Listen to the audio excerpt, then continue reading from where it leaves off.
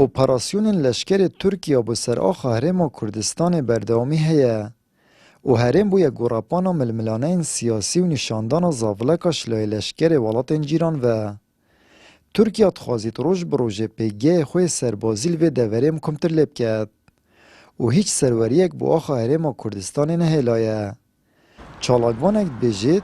شر براکوژیب ماسک و دست بکریه. دمتو ریک ده هزکا بیانید بیت ناف والاتی تا دو سنوری بزنید بیت والاتی تا آن ام بیشین کردی بکوجی تو زرای لبکت اوه هما کرد کرمانچ اوه شره آخر اوه براکوژی اما خو براکوژی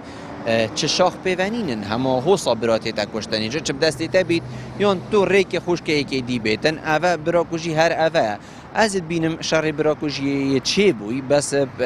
وحی گوتی ماسکه که بودانایی بن ماسکه که وحی تکرن یا گرنگ همی کمرو ویتن همی وی بزانن شرمزاریه که گلک مازنه اورو که هندک خوب حکمران ببینن هندک خوب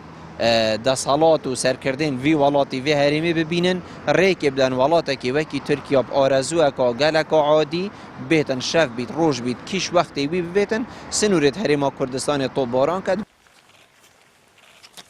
هرش و بردمان فروکین لشکرین ترکی دمکی دانه که حکومت هرم و عراق به هلویستن و گمان رضامندی و رکفتن جربجرد گل ترکیه جت نکرن. بشکا چافدینان اپراسیون ترکیه مطرسیل سر آخا هرم و کردستان زانن و دبیجن ترکیه نیاز و پلان نهینی هنه. هرم کردستان سیاده خواهی هرم کردستان خلق کردستان یه مسیطره دستالات زیاد دست دهی یا رزگار کریه نزانم بوده بو کشت خو تصفیه حسابات خو این ندویره ده هم دا خوازد که چارچیوه یاسای ریکا گفتگوها ریکا دیالوگا هم هست که کشت خو بنا ناو مالا خو کشت خو نه ناو مالا هکر ما ترسینه بی چه تشت افروکا ما دستی هریمی دا چه نمو دستی هریمی دا هکر خو ولی هات اکاتت مالاته و برایتا قطا یعنی تو مروف چه نمو کنگی ام هینه وقتی ام نهلین کو کسک بیتت مالا مفه وقتی مالا ما درگه هبن وقتی مالا ما دیوار هبن وقتی مالا ما بان هبن افرو که ام به درگه و به بان و به همینه ام